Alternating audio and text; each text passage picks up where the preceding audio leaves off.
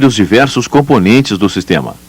É o caso da interligação entre o reservatório de alimentação de água e o reservatório térmico, as interligações entre o reservatório térmico e o coletor solar, e aquelas que interligam o reservatório térmico aos pontos de consumo da residência.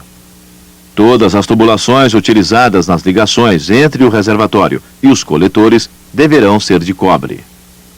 Aquelas através das quais fluirá a água aquecida deverão ser isoladas com uma calha de polietileno expandido coberta com alumínio corrugado. Pode-se utilizar também este outro material, que é um elastômero esponjoso, disponível na forma de tubos e placas.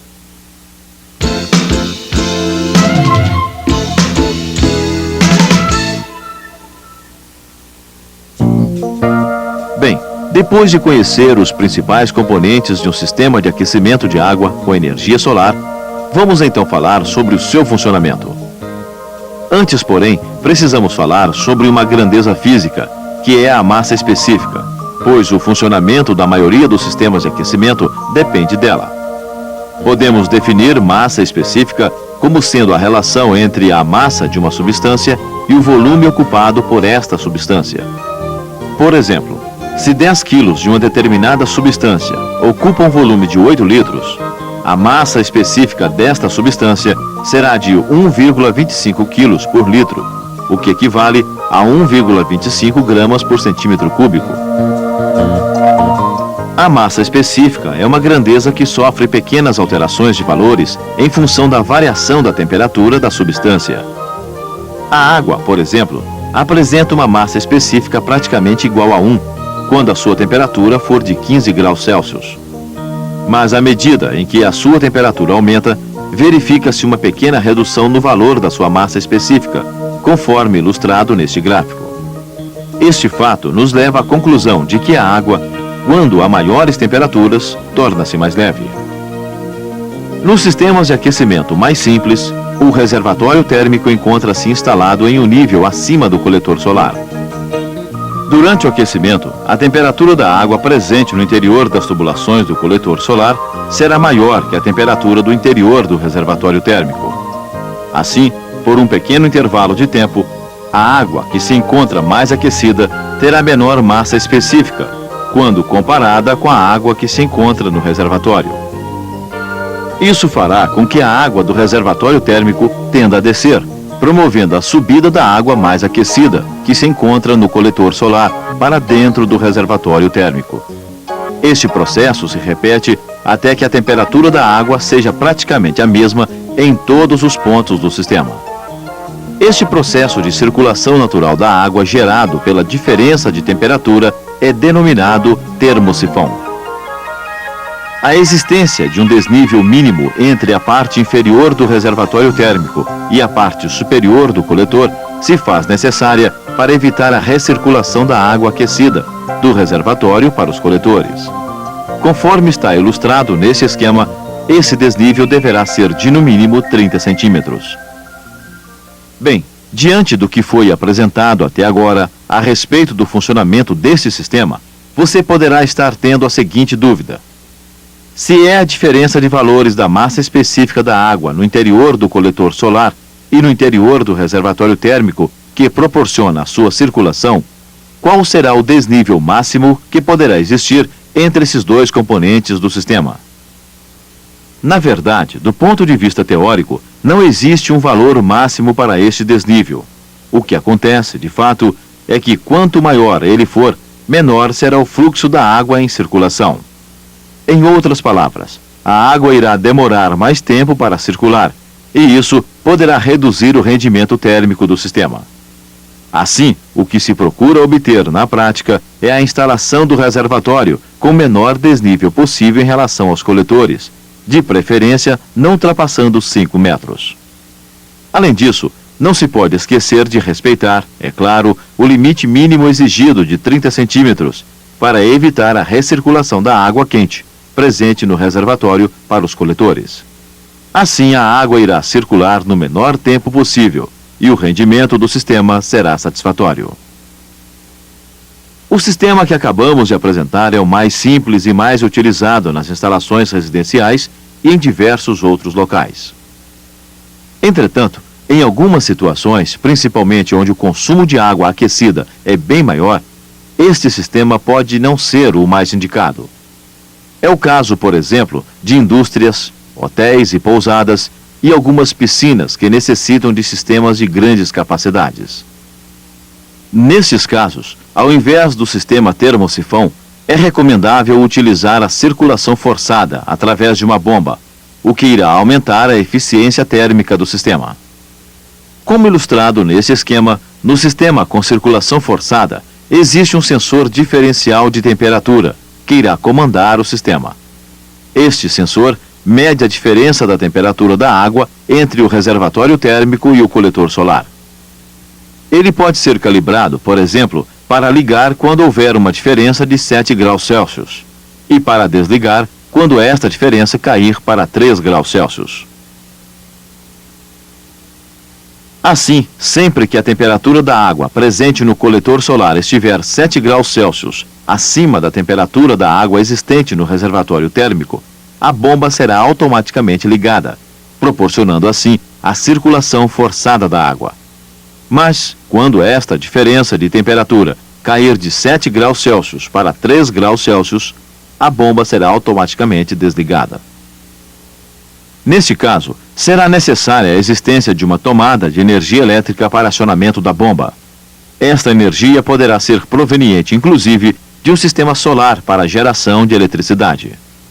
Neste caso, a energia solar será captada em painéis solares equipados com fotocélulas, e a energia elétrica produzida será armazenada em baterias, para ser posteriormente utilizada pela bomba.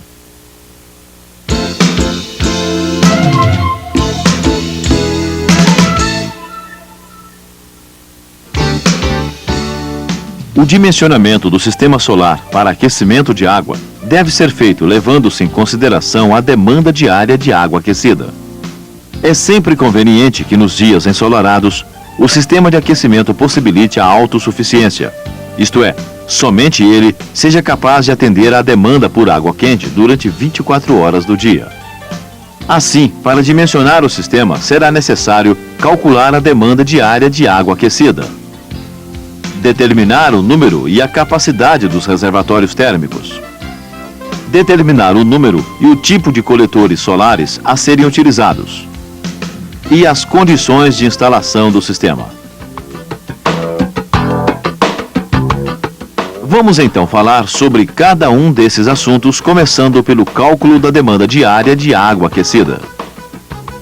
A demanda diária de água aquecida em uma residência deve ser estabelecida em função do número de pessoas beneficiadas diariamente e do consumo médio diário por pessoa, conforme está ilustrado nesta tabela.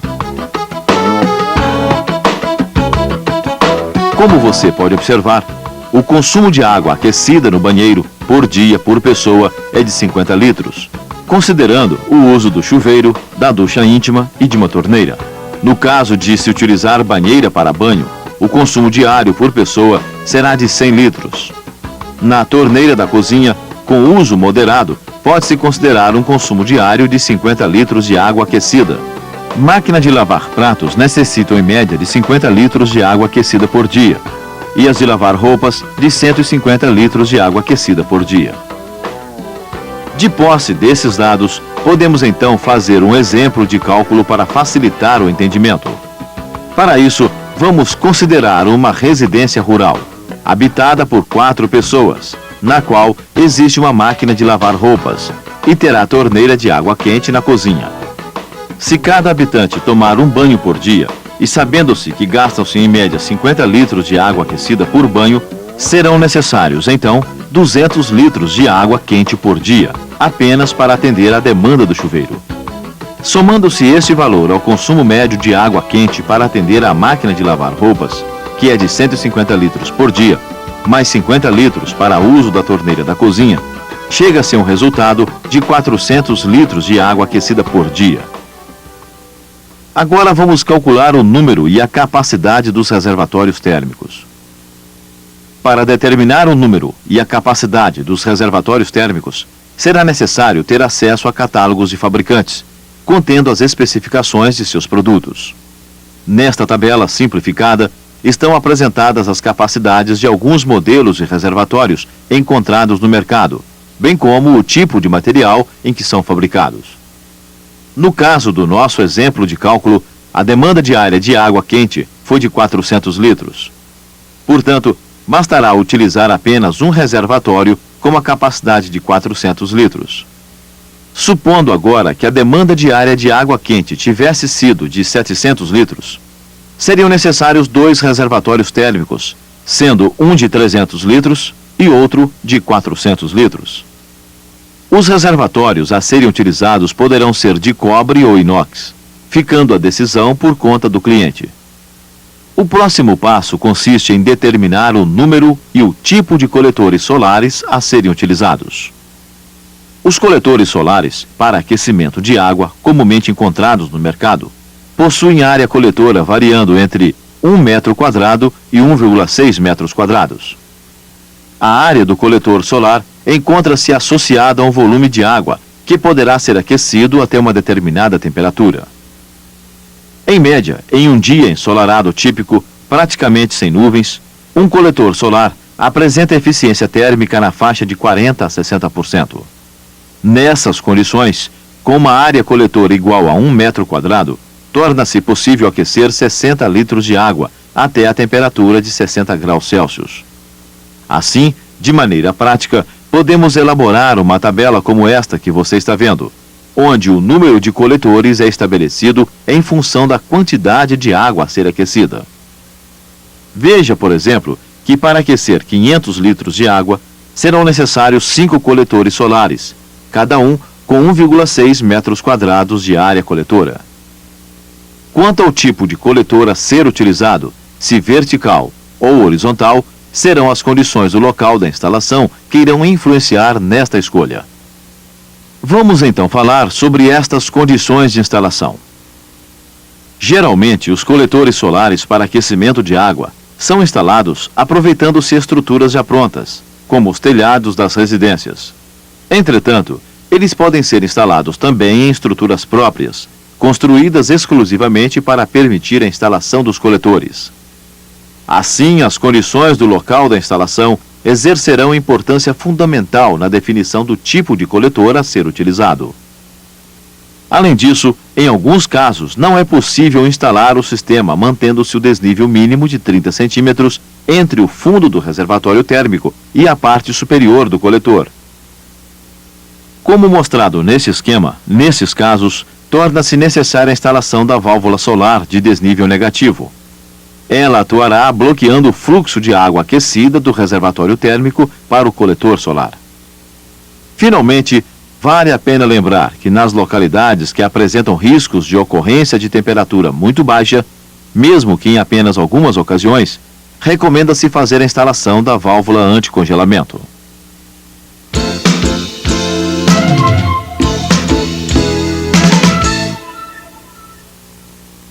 A definição correta da orientação dos coletores solares. A instalação adequada destes coletores. E a instalação correta do reservatório térmico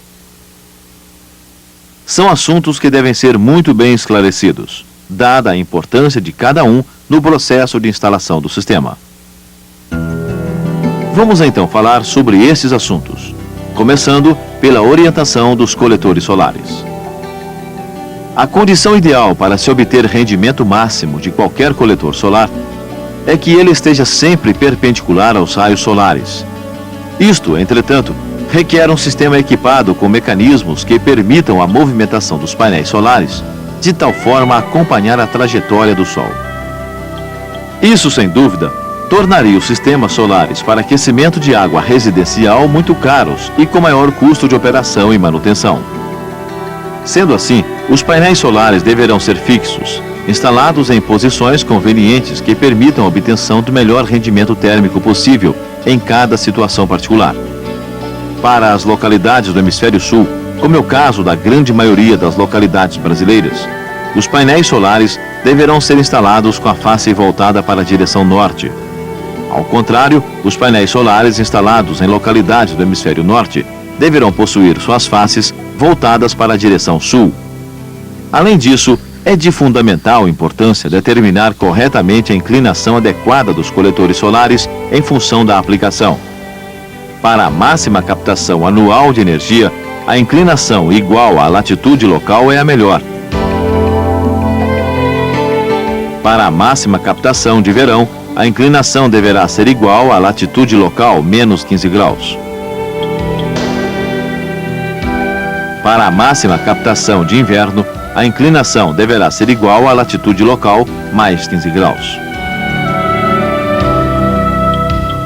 Aqui nesta tabela estão apresentadas as latitudes de algumas capitais brasileiras. No manual deste videocurso, você encontrará mais informações sobre esse assunto.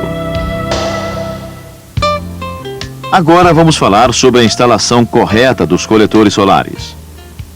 Em alguns casos, a instalação dos coletores solares é feita utilizando-se uma estrutura construída para esta finalidade. Nestas situações, podemos dizer que a orientação correta dos coletores será facilmente conseguida. Entretanto, é muito comum aproveitar estruturas já construídas para instalar os coletores, como, por exemplo, os telhados das residências. Nesses casos, é preciso ter muito cuidado com a orientação